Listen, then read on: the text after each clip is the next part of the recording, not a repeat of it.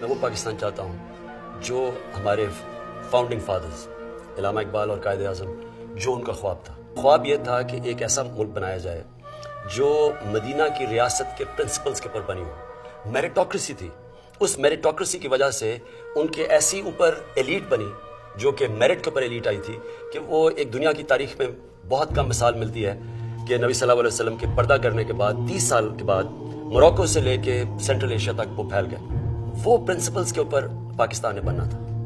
ये बड़ा एक अजीम ख्वाब का नाम था पाकिस्तान। मैं अल्हम्दुलिल्लाह पिछले 27 साल से अपने कप्तान के साथ खड़ा हूँ, पूरी ईमानदारी के साथ, वफादारी के साथ, दयानतदारी के साथ, और इंशाल्लाह मरते दम तक इसी तरह खड़ा रहूंगा कि मैं अल्लाह को हाज़िर नाज़िर जानकर कहता हूँ और इस कुरान पाक की मौजूदगी में मैं इस बात का एतराफ़ करता हूँ, यकीन दिलाता हूँ कि जो पार्टी ने टिकट मुझे दिया है वो मेरी पार्टी की अमानत है। अगर मैं जीत गया तो मैं सिर्फ और सिर्फ अपनी पार्टी का वफादार और ईमानदार रहूंगा। मैं अपनी पार्टी के साथ खड़ा रहूंगा जिस तरह पिछले 27 साल से खड़ा हूँ। मैं इस बात का पाबंद हूँ कि मैं बजरिया हलफ भी कि मैं अपने लीडर इमरान खान के साथ खड़ा हूँ और इंशाल्लाह मुस्तकबिल में भी खड़ा रहूंगा। अस्सलाम वालेकुम, मैं हूँ आपकी मेज़बान Durdana Shah, programme face of facts के साथ। इलेक्शन की तैयारियां बहुत ज़ोर शोर से जारी हैं पूरे मुल्क में, और इस वक्त कराची की सूरत हाल ये है कि मुख्तलिफ़ सियासी पार्टियां अपनी अपनी इंतखाबी मुहिम तेज़ी से बढ़ा रही हैं और बहुत ज़ोर शोर से अपने हलकों में इंतखाबी मुहिम का आगाज़ कर चुकी हैं।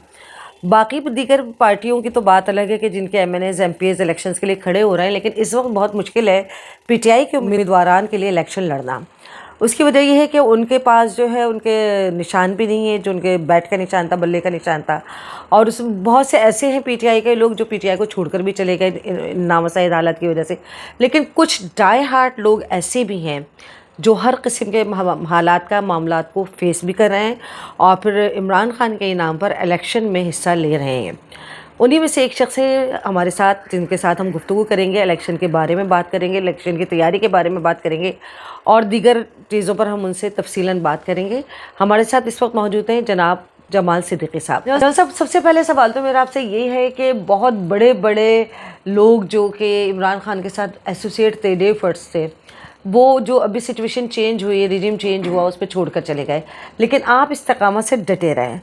तो आपके ऊपर कोई ऐसा प्रेशर नहीं आया या आपने हर चीज़ को फेस किया एमिकेबली? बिस्मिल्लाहिर्रहमानिर्रहीम। बहुत शुक्रिया दुर्दाना। देखें, वो वक्त एक बड़ा अजीब व गरीब वक्त था जो हमारी पार्टी की 27 साल की तारीख़ में ऐसा पहले कभी नहीं आया वक्त। तो कोई भी शख्स इस वक्त के लिए तैयार नहीं था कि इस वक्त में क्या करना चाहिए। अब वो एक प्रेशर था कि जो अपने आप को महफूज कर ले, जो छुप जाए, जो घर से दूर हो जाए, जो शहर से बाहर चला जाए, तो वो तो ठीक था। लेकिन मैं समझता हूँ कि जिन जिन लोगों ने भी पार्टी छोड़ी है, ऐसा नहीं है कोई ये सारे लोग पार्टी छोड़ना चाहते थे, लेकिन वो एक इंसिडेंट ऐसा था कि जिसके बाद यकीनन इस इंसिडेंट की जद में बहुत सारे लोग आए, और ये इंसिडेंट ऐसा था कि जो कि एक बहुत बड़ी साजिश थी। हम समझते हैं कि बहुत बड़ी साजिश है, क्योंकि मुझ समेत और खान साहब समेत हर आदमी ये कहता कि ये मुल्क हमारा है, ये इदारे हमारे हैं और ये हमारी शान है, ये इदारे हमारा फ़ख्र है, हमारे इदारे, हमारी फ़ौज। तो ऐसा नहीं है कि हम कभी इतने 27 साल की तारीख़ में कभी हम अपने इदारों के ख़िलाफ़ गए हों। आपने तारीख़ भरी पड़ी है कि पीपल्स पार्टी के कौन कौन लोग इदारों के लिए, हमारी फ़ौज के तकद्दुस के लिए क्या कहते थे, नून लीग की कौन कौन लोग हमारे इदारों के लिए। ख्वाजा आसिफ की स्पीच मौजूद है जो नेशनल असम्बली में खड़े होकर उसने हर्जा सराई की थी हमारी फ़ौज के ख़िलाफ़। तो बहुत सारे लोग ऐसे किरदार मौजूद हैं, लेकिन आज भी वो आज़ाद और घूम रहे, कोई उनको पूछने वाला नहीं है। वो जो 9 मई था, हम समझते हैं कि वो एक जज्बाती कैफियत थी कि अगर आप एक वारंट इशू करते हो और एक घर से आके ले जाते एक आदमी को, तो किसी को एतराज़ नहीं होता। आपने एक आदमी को जो अपनी पेशी पर कोर्ट गया हुआ है, आपने झपट्टा मार के उसको आप जकड़ के ले गए, तो वो एक पब्लिक रिएक्शन था, सड़कों पर एहतजाज हुआ, जलाओ घेराव भी हुआ, और कहीं ऐसी भी चीज़ें हुई जो नहीं होनी चाहिए थी। तो लेकिन इसका मतलब कतई ये नहीं है कि हमारी पार्टी के लोग या हमारी पार्टी के सरबराह इमरान खान साहब कभी मुल्क के अदारों के ख़िलाफ़ हों या हमारे फ़ौज के ख़िलाफ़ हों, कभी नहीं है। उन्होंने हमेशा फ़ख्रिया कहा है कि ये मुल्क भी मेरा है, ये फ़ौज भी मेरी हो, और मुझ समेत हर शख्स यही कहता है कि हमें अपने इदारों से, हमें अपने पाक फ़ौज से बहुत प्यार है। और हम सब ने इस बात की मज़ब्बत भी की है बशमूल खान साहब, और ऐसी कोई बात नहीं जैसा पीपल्स पार्टी और नून लीग जिस तरह इस चीज़ को पेंट कर रहे हैं, कि हमने कोई इदारों के ख़िलाफ़ किया। नहीं, ये हमारा मुल्क है, ये हमारी फ़ौज है, हमारा फ़ख्र है। अच्छा, दीगर पॉलिटिकल पार्टीज़ जो हैं वो मुस्तकिल एलिगेशंस ये लगाती हैं कि इमरान खान साहब बड़े दावे करते थे कि मैं ये चीज़ तब्दीली ले आऊँगा और मैं ये सब कुछ कर दूँगा, 3.5 साल में कुछ भी नहीं कर सके। तो आप ये जो एलिगेशन है और इसी को ट्रम्प कार्ड के तौर पे वो यूज़ कर रहे हैं अगेंस्ट ऑफ पीटीआई, तो आप उसके बावजूद भी आप इलेक्शन में हिस्सा ले रहे हैं, नामसाइद हालात हैं फिर भी आप इलेक्शन में हिस्सा ले रहे हैं, तो आप क्या समझते हैं कि आपने अपने हल्के के लोगों के काम किए हैं और आपको उसमें जीत की उम्मीद है? देखिए, जो 3.5 साल का दौर था वो पाकिस्तान की तारीख का वाहिद 3.5 साल था जिसमें आवाम के बुनियादी हुकूक के लिए इक़दाम उठाए गए। आप हेल्थ कार्ड ले लें, छोटी सी चीज़ है हेल्थ कार्ड, कोई मैं एक बाकी चीज़ें नहीं गिनवाना चाहता।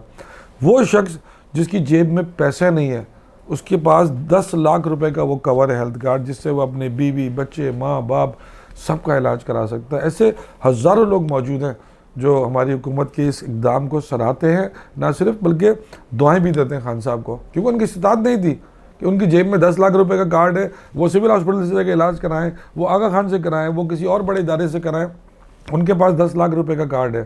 तो आम आदमी की जेब में खान साहब ने 10 लाख रुपए डाल दिए थे उस कार्ड के ज़रिए। तो ये एक बहुत बड़ी अचीवमेंट है और ये आपका जो एक वेलफेयर स्टेट है, ये उसकी तरफ एक कदम है कि पूरी दुनिया में मेडिकल फ्री होता है, पूरी दुनिया में लोगों को ये सहूलतें मिलती हैं, मासिवाय हमारे एशियन कंट्रीज़ पाकिस्तान, इंडिया, इस तरह के बांग्लादेश ममालिक में। तो हमने उस वेलफेयर की तरफ एक कदम उठाया था कि जब आम आदमी की जेब में सरकार का दिया हुआ 10 लाख रुपए पड़ा हो कि जाओ जहाँ से तुम्हारी मजबूरी ज़रूरत हो इलाज कराओ। बेताशा लोग अस्पतालों में आप देखते हैं कि जो बाहर बैठे होते हैं इनके पास इलाज के पैसे नहीं होते। मतलब सेहत कार्ड ही तो वो कार्ड नहीं है ना जिसको आप इलेक्शन में कामयाबी की सनद समझते हो। और कौन से ऐसे इक़दाम हैं आपको तो हम देखते रहते हैं, आपके सोशल मीडिया के थ्रू हम देखते रहते थे कि जब आप एमपी थे तो आप अपने इलाके में मुस्तकिल रहते थे, आप लोगों के दुख सुख में शरीक होते थे। आपने उन लोगों के काम किए या नहीं किए वो एक अलहदा बात है, लेकिन ऐसे क्या काम है कि जो अभी पीटीआई के उम्मीदवारान ये समझते हैं कि वो उनके लिए उनको कामयाबी दिलाएंगे, या ये कोई आप फैंडम समझते हैं इमरान खान का, या फिर ये कि बाकी लोग समझते हैं कि है ना तहरीक इंसाफ जो है दीगर पार्टियों से अलग है? देखिए, 2022 हमारी गवर्नमेंट ख़त्म होने के बाद इस मुल्क की आवाम ने ये बात समझ ली थी कि जो उनका हकीकी लीडर है वो इमरान खान ही है। जो इमरान खान साहब ने जिस शहर में जलसा इलेक्शन से पहले किया था और हुकूमत ख़त्म होने के बाद उसी शहर में उससे बड़ा दोगुना जलसा किया। चलें ये भी मान लें कि जलसा कोई पैमाना नहीं होता, लेकिन वो लोग किसी उम्मीद से तो आते हैं आपके पास, वो ये उम्मीद लगा के आते हैं कि ये हमारा अच्छा हुक्मरान था। क्या माजी में हुक्मरान नहीं देखे? जो पीपल्स पार्टी की क़यादत और नून लीग की क़यादत पर जुजल जमात है, इन पर कोई ऐसा इल्ज़ाम नहीं है कि जो इन्होंने कोई इंडिया फतह करने गए थे उस पर केस बन गया। इन सब पर चोरी के मुकदमात हैं, इन पर करप्शन के मुकदमात हैं, किसी पर कोई इज़्ज़तदार मुकदमा नहीं है। आपने ये सारी चीज़ें देखी हैं, इस कौम ने देखी हैं। अब जब इस कौम को पता है कि एक ऐसा लीडर आया है जिसका कोई एजेंडा नहीं है, उसका ज़ाती एजेंडा कोई नहीं है उस लीडर का, उसका एजेंडा सिर्फ वो है जो आवाम के लिए वो करना चाहता है, वो गरीबों के लिए कुछ करना चाहता है, गरीबों को बुनियादी चीज़ों के लिए काम करना चाहता है। आपके मुल्क का जो लोन है आपके मुल्क के ऊपर, उस लोन को कितना वापस किया आज पाकिस्तान की तारीख में कभी वापस नहीं हुआ, लेकिन एक सर्टेन हिस्सा हमने वापस भी किया, लोन उतारा भी है उस दौर में, ऐसा नहीं है। लेकिन देखिए, किसी भी हुकूमत को 3.5 साल काम करने देना किसी पहले हुक्मरान को जो पहली दफ़ा गवर्नमेंट संभाल रहा है वो बड़ा मुश्किल होता है। अच्छा, इस 3.5 साल में आप 2.25 साल तो कोविड के निकाल दें, जब आपने किया ही कुछ नहीं, पूरी दुनिया बंद थी इस कोविड में, तो आपके पास ले दे के कोई 1.25 साल आपके हाथ में आया, कोई 1.25 साल 2 साल आपके हाथ में आया, तो उसमें आप जो कर सकते थे, इस अपोजिशन को भी आपने फेस करना था जो हर वक्त आपके पीछे डंडा लेके दौड़ती थी। तो ये हमारे मुल्क की बदकिस्मती है कि एक आदमी को जब आप अवाम मैंडेट दे देती है, लेकिन हमारी अपोजिशन का अखलाकी फ़र्ज़ होता है कि उसने पूरे 5 साल उसको अनरेस्ट करना है, उसको उसकी चीज़ों में रोड़े अटकाने, उसको काम नहीं करने देना। अगर आपको पब्लिक ने सेलेक्ट नहीं किया तो आप इस बात का बदला उस पब्लिक से ले रहे हैं। सही। अच्छा, आप कराची के नुमाइंदे हैं, आप कराची को रिप्रेजेंट करते हैं, कराची के नुमाइंदों को एक शिकायत, कराची के अवाम को एक शिकायत रही है, कराची के इलेक्टेबल जो भी थे पीटीआई के, कि उन्होंने कराची के लोगों के लिए वो इक़दामात नहीं करवाए जो होने चाहिए थे, जो शिकवा पीपल्स पार्टी से भी है कराची के लोगों को। और ये हेल्थ कार्ड सरहद में बना, पंजाब में बना, आप लोगों ने कराची के लिए क्यों, सिंध के लिए क्यों नहीं इस हेल्थ कार्ड पर काम किया? देखिए, उस हेल्थ कार्ड में एक शेयर वफाक का होता है और एक शेयर सूबाई हुकूमत का होता है। सिंध हुकूमत ने अपना शेयर देने से इनकार कर दिया था कि हम तो नहीं देंगे, अच्छा, इसलिए नहीं बन सका। बड़ा सिंपल है कि उसमें एक शेयर सिंध का भी होता है, हम क्यों पैसे दे, आपको देना है आप दे पैसे, हम तो नहीं दे रहे, इसलिए नहीं बन सका। ये मतलब ये सियासत की नजर हो ये गया, अवाम का फायदा। मैं आपसे ये अर्ज कर रहा हूँ ना कि अवाम के फलाह के बहुत सारे काम सियासत की नज़र हो जाते हैं।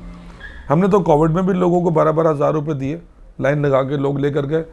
हमने कहीं खान साहब ने मना किया था कि मेरा फ़ोटो नहीं लगाना, लोग तो 2,000 रुपये खर्च करते हैं और 10,000 रुपये की पब्लिसिटी करते हैं, तो हमने तो ऐसा कुछ भी नहीं किया, अल्लाह के नाम पे किया, मुश्किल वक्त में अपनी कौम के लिए किया। जो आपका सवाल था अभी कि कराची के लोगों को हमारे लोग सर्व नहीं कर सके, देखिए हम कराची के लिए जो बुनियादी चीज़ें कर सकते थे अवाम से रिलेटेड वो हमने की। देखिए एक एम फंड होता है 15 करोड़ रुपए सालाना, साल में एक दफ़ा आता है 15 करोड़, और उस एम के नीचे तकरीबन 12 से 14-15 यूसियाँ होती हैं, उसका हल्का होता है। अब हर यूसी पे 1 करोड़ रुपए लगाना है, मुझे पता है 1 करोड़ रुपए में कोई रोड बनती है, कोई एक बड़ी सेवरेज लाइन डलती है, कोई ड्रेनेज डलती है, तो वही छोटे मोटे गलियों के काम काज वही PWD करा देता है। लेकिन जो बुनियादी काम कराची का था, कराची बारिशों में डूब जाता है, वफाक ने 35 अरब रुपए दिए, उन 35 अरब से कराची के बड़े नाले बने और वो एक सिंध हुकूमत को सपोर्ट मिली, जिसको सिंध हुकूमत आज भी कैश करा रही है। कराची के 3 बड़े नाले हमने बना के दिए। पाकिस्तान की तारीख में पहली दफ़ा फायर टेंडर्स कराची जैसे बैनुल अक़वामी शहर को मिले, किसी को मिले, उसी फायर टेंडर्स को आप यूटिलाइज़ कर रहे हैं और आज आप शहर में हर जगह सर्व कर रहे हैं, चाहे पीपल्स पार्टी का मेयर हो, चाहे MQM का मेयर हो, चाहे सिंध हुकूमत किसी की भी हो, यूटिलाइज तो आप वही कर रहे हैं। मतलब ये सियासत की नज़र हो गया, अवाम का फ़ायदा। देखें दुर्दाना, असल चीज़ होती है सियासत में वक्त, और मैंने अपने हल्के को वक्त दिया। मुझे कोई भी काम ना हो लेकिन मैं रोज़ाना 3 घंटे अपने हल्के में बैठता था। अगर मुझे पब्लिक ऑफिस में कोई अगर लोग नहीं आते थे तो मैं कहता था कि चलो किसी होटल पर चल के बैठते हैं। PIB कॉलोनी की चौक पर जाके हम बैठ जाते थे, वहाँ लोगों से मिलते थे खामखा। हम जाके जमशेद रोड पे बैठ जाते थे, वहाँ 10 लोग आते थे हमारे पास, 10 शिकायतें करते थे, 10 मसाइल बताते थे, सारे नहीं लेकिन 10 में से हम 3-4 ज़रूर हल कर दिया करते थे। वो लोगों के बुनियादी मसाइल के थे, पानी के, सेवरेज के, वाटर बोर्ड के, ये DMC KMC के इशूज़ थे। अब आप किसी को कह ही नहीं सकते कि इन कामों के लिए यूनियन काउंसिल मौजूद है। जो पार्लियामेंटेरियन का काम होता है कानून साजी करना, गटर नाले काम नहीं होता। लेकिन मैंने अपने हल्के के गटर भी साफ़ कराए, गलियों से पानी भी निकाला है, लोगों के घरों में पीने का पानी भी पहुंचाया है, सड़कें भी बनवाई हैं, गलियां भी बनवाई हैं, फुटपाथें भी बनवाई हैं।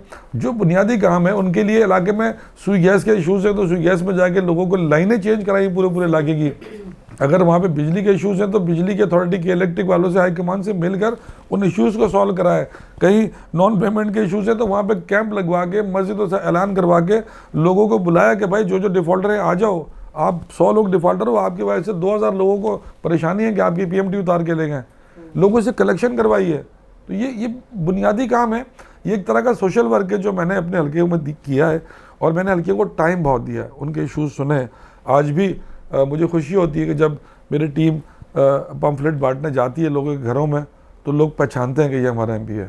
मैं आपके हल्के के हवाले से जानना चाहूँगी कि आप दोबारा से उन लोगों के पास अपने आप को मुंतखब कराने के लिए जा रहे हैं, तो आपके ऐसे क्या अहसन इक़दाम थे कि लोग आपको फिर से मुंतखब करें? मैं आज भी दावे से कहता हूँ कि जितना पब्लिक में शऊर है, आपने किसी को आलू दे दिया है, किसी को बैंगन दे दिया है, किसी को बिस्तर दे दिया है, किसी को तकिया दे दिया, किसी को बैट दे दिया, किसी को बोतल दे दी, जो निशान आपने जुम्मा बाजार लगा दिया है, मैं इस इलेक्शन कमीशन से कहता हूँ कि अगर तुमने फेयर इलेक्शन करा दिया, तुमने ईमानदाराना इलेक्शन करा दिया, तो आज भी कराची से पिछले 2018 के मुकाबले में ज़्यादा नशिस्तें ये आज़ाद उम्मीदवार जीतेंगे। लेकिन शर्त ये कि फेयर इलेक्शन कराओ, जितने वोट डब्बे में जाएँ उतने गिने जाएँ, इसमें कोई मुआवजा ना हो, फेवरेटिज्म ना हो। सही, ये बड़ी बात है कि पहचानते लोग, वरना MP इलेक्शन के बाद तो नज़र भी नहीं आता है। अच्छा, आपसे ये था कि आप ये इस वक्त जो भी सूरत हाल है PTI के लिए इलेक्शन की और उन तमाम मामला की, उस तमाम तर सूरत हाल के बावजूद एक अपोजिशन या दूसरी पॉलिटिकल पार्टी को, अपोजिशन तो नहीं कहेंगे, दीगर पॉलिटिकल पार्टीज़ को एक फोबिया है कि अगर फेयर इलेक्शन हो गए तो फिर इमरान खान आ जाएंगे। तो उस फोबिया का आप जो लोग खड़े हुए हैं इमरान खान के नाम पर, आप लोगों को फ़ायदा हो सकता है या नहीं हो सकता? देखिए, पीपल्स पार्टी से मुकाबला हम ग्राउंड पे तो बहुत अच्छा कर सकते हैं, लेकिन जितनी दौलत इस सूबे के अवाम से लूट कर पीपल्स पार्टी ने कमाई है और उस दौलत को वो ख़रीदो फरोख्त पर इस्तेमाल करती है, उसका मुकाबला हम नहीं कर सकते। अच्छा, वो दौलत भी इस सूबे की अवाम मासूम, हमारा सिंध के लोग, खुसूसन देही सिंध के लोग जो हैं, वो जो बदहाली की ज़िंदगी जी रहे हैं, वो इसी वजह से जी रहे हैं कि उनकी ज़िंदगियाँ बेहतर हो सकती थी, लेकिन बदकिस्मती कि उनके हिस्से का सारा तो ये खुद खा गए। तो वो उसको अब ख़रीदो फरोख्त पर लगाएंगे। इनकी बड़ी उम्मीदें हैं कि जो आज़ाद अरकान जीतेंगे हम उनका ईमान बदलेंगे। मैं आज अपने अल्लाह को हाज़िर नाज़िर जानकर कहता हूँ कि मैं जिस तरह ईमानदारी से 27 साल इमरान खान साहब के साथ रहा हूँ, मैं हल्फन कहता हूँ कि मैं जीतने के बाद इमरान खान साहब के साथ रहूँगा और PTI से वफादार रहूँगा और मरते दम तक PTI के साथ रहूँगा। आपके इस हलफ के बाद आपको ये एहसास नहीं कि बाकी लोगों के साथ जो हुआ है वो आपके साथ भी हो सकता है? हो जाए, क्योंकि हमें पता है कि जो बाकी लोगों के साथ हुआ है उसमें से कोई भी शख्स अपनी खुशी से नहीं गया। मुझे पता है जितनी बड़ी खेप पार्टी छोड़ के चले गए, क्या वो अपनी खुशी से गई है? जितनी हिम्मत होगी उतना बर्दाश्त कर लूँगा, जब तक अल्लाह से दुआ करूँगा कि अल्लाह मुझे हिम्मत दे, अल्लाह मुझे ताकत दे कि मैं किसी भी जुल्म जाती को बर्दाश्त कर सकूँ। और क्योंकि ये मेरा बुनियादी हक़ है कि मैं कहाँ खड़ा रहना चाहता हूँ। अगर मेरे बुनियादी हक़ से मुझे कोई महरूम करना चाहता है बाय हुक बाय कुक, तो जितनी मुझ में ताकत होगी उतना मैं बर्दाश्त ज़रूर करूँगा और उतने दिन बर्दाश्त ज़रूर करूँगा जितनी अल्लाह ने मुझे हिम्मत दी है। जब बहैसियत कराची आए, एक उम्मीद होती है कराची के लोगों को कि अगर कराची वाला कोई मुंतखब होता है तो कराची के मसाइल के हल के लिए क्या कोशिश करता है। MKM से लोगों को उम्मीदें थी, लेकिन वो रिज़ल्ट ओरिएंटेड नहीं रहीं। पीपल्स पार्टी ने भी आखिरी अपनी हुकूमत के 2 सालों में कुछ डेवलपमेंट शुरू की। मुस्लिम लीग नून की तो हुकूमत आती है तो कराची में कुछ होता ही नहीं है।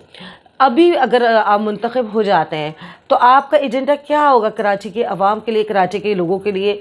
आप भले अपोजिशन में हो, लेकिन क्या आपके जहन में कोई ऐसी चीज़ है जो हक तलफी हो रही है कराची के लोगों की, कराची के अवाम की, वो हक तलफी को दूर करवा सकें आप? दुर्दाना, देखिए, मैं पिछले 5 साल भी सिंध में अपोजिशन में था और असम्बली में चीख ही सकता था मैं, यहाँ तक कि उनकी वजारत बल्दियात ने अपने अफसरान को हिदायत दी हुई थी कि जो PTI के MPs हैं उन हल्कों में ना पानी देना है, ना सीवरेज साफ़ करना है, इनको लोगों को गालियाँ देने दो। मुझे उन अफसरान ने खुद बताया, जो एक्सीएंस थे या जो चीफ इंजीनियर्स थे, कि हमें हिदायत ही नहीं थी कि आपको पानी दें इलाके में, ताकि लोग आपको गालियाँ दें, बुरा भला कहें PTI वालों को। लेकिन फिर भी अल्लाह की मेहरबानी से उन लोगों ने इंसानियत के नाते, उन अफसरान ने फिर काम किया। तो पीपल्स पार्टी तो हमेशा से ये रिवायती इंतकामी सियासत करती आई है, लेकिन मैं आपको एक वसूख से बता दूँ कि हमने अपने हल्के में लोगों के लिए काम किया है। अगर अल्लाह ने दोबारा मौका दिया और अपोजिशन में भी चला गया तो मैं फिर भी अपने हल्के को सर्व करूंगा जिस तरह मैंने माजी में किया। मुझे पता है पब्लिक के इश्यूज़ क्या हैं। मैंने 5 साल इन पब्लिक के बीच में रोज़ाना 2, 3, 4 घंटे में गुजारता था, तो मुझे इनके बुनियादी इश्यूज़ का पता है। मैं इनके इश्यूज़ को सॉल्व करने में इंशाल्लाह ताला कामयाब हो जाऊँगा। लेकिन जो सियासी जमातें हैं जो कराची के दावेदार बनते हैं नाम निहाद, मैं उनको सिर्फ कहना चाहता हूँ कि ये जो तुम रोज़ाना TV पर खड़े होकर कराची कर रहे होते हो, अगर तुम इस कराची के दावे से 25% में मुखलिस होते हैं ना, आज कराची की शक्ल कुछ और होती है। कराची के लोगों के जो ज़िंदगी है ना वो बहुत इम्प्रूव हो चुकी होती है। कराची के लॉ एंड ऑर्डर को ठीक किया जा सकता था। आज कराची एक ऐसी शहर बना हुआ जैसे कोई आप टेक्सास में आप जाके खड़े हो जाए, जहाँ काले आते हैं और जो छीन के मार के चले जाते हैं, तो उसमें यही चलता है। तो आपके शहर में लाकानूनियत इतनी है कि अवाम इस वक्त अब वो कहती है कि मुझे भाई कुछ नहीं चाहिए, बस मुझे मेरी सेफ्टी दे दो। यानी आपने लोगों को इस नहज पे पहुंचा दिया कि वो अपनी जान की अमान चाह रहा है आपसे कि मुझे जान की पनाह दे दें, अमान दे दें कि मैं बच जाऊँ, अपने बच्चे पाल दूँ। तो ये बदकिस्मती इस सूबे की, इस शहर की इसलिए है कि इस पर बड़े गासिब लोगों ने हुक्मरानी की, इस शहर पर राज किया, और वो सिर्फ इस बुनियाद पे ज़िंदा रहे, मौजूद रहे कि हमारा राज कायम रहे। अवाम जाए भाड़ में, हमारा राज, हमारी बदमाशी कायम रहे। हम कायम रहेंगे तो बस हमारा शहर में तूती बोलेगा। पहले एक जमात ने ये काम किया था, अब दूसरी जमात भी इसी दौड़ में शामिल हो गई है। पब्लिक से किसी को इंटरेस्ट नहीं है, वोट सबको पब्लिक से चाहिए, लेकिन पब्लिक के इशूज़ से किसी को इंटरेस्ट नहीं है। वो कौन सी ज़िंदगी जी रही है अवाम, उस बात से किसी को कोई गर्ज नहीं है। आप क्या समझते हैं कि क्या PTI का वो दौर दोबारा आएगा? मैं 100% नहीं बल्कि 200% इस बात पर कन्विंस हूँ कि पीटीआई का वो दौर दोबारा आएगा। बड़ी खुशी की बात है कि आप लोगों के अंदर ये कॉन्फिडेंस है और अल्लाह करे कि जैसा आप लोग सोचते हैं ऐसा हो। आप अपने हलके के अवाम के लिए कुछ कहना चाहेंगे? मैं अपने हलके की आवाम के लिए सिर्फ ये कहना चाहूँगा कि जिस तरह आपने 2018 में इमरान खान की क़यादत पे और उसके नुमाइंदे पे एतमाद किया था, मैं हलके में आता हूँ, मुझे सारे लोग ये मोहब्बत और प्यार और खुलूस देते हैं अपना, और यकीन दिलाते हैं कि निशान कोई भी हो हम इमरान खान साहब के साथ हैं। तो मैं अपने हलके की आवाम से कहना चाहता हूँ कि आपने 8 फरवरी को अपने घरों से निकलना है, अपने पड़ोसियों को घरों से निकालना है और शाम तक आपने लोगों को निकाल के पोलिंग स्टेशन पहुंचाना है। मेरा इंतखाबी निशान PS 102 पे विकेट है, क्रिकेट विकेट, और मेरे जो मैंने के उम्मीदवार हैं हलीम आदिल शेख, उनका इंतखाबी निशान टेबल टेनिस बैट है। आप सब ने 8 फरवरी को निकलना है अपने हलके में। PS 102, Jamshed road, Teenhatti, Lasbela, Martin quarter, Clayton quarter, Jahangir road, PIB colony, Purani Sabzi मंडी, हैदराबाद कॉलोनी, गुरु मंदिर, सोल्जर बाज़ार, गार्डन ईस्ट, पाकिस्तान क्वार्टर, ये सारा इलाके के लोग 8 फरवरी को निकलें और PS 102 के लिए क्रिकेट विकेट पर निशान लगाएं और NA 238 के लिए टेबल टेनिस बैट पर निशान लगाएं। बहुत बहुत शुक्रिया जमाल सिद्दीकी साहब, आपसे बात करके अंदाज़ा हुआ कि वफ़ादारी जो है वो एक अपनी अलग मिसाल रखती है और अच्छा और बुरा वक्त आता जाता रहता है और लोगों की पहचान उसी वक्त होती है जब वो बुरे वक्त में खड़े हों। जमाल सिद्दीकी साहब वो इसी तरह से एक मिसाल के तौर पर लोगों के लिए हैं कि जिन्होंने अपनी वफ़ादारी को, अपनी मोहब्बत को, अपने खुलूस को PTI से और इमरान खान साहब से जुदा नहीं किया। और उम्मीद करते हैं कि दीगर पॉलिटिकल पार्टीज़ और के लोग भी कुछ इस तरह से ये हों कि हालात कुछ भी हों, अपने कायद का साथ नहीं छोड़ना चाहिए और अपने कायद के साथ ही रहना चाहिए। बहुत बहुत शुक्रिया।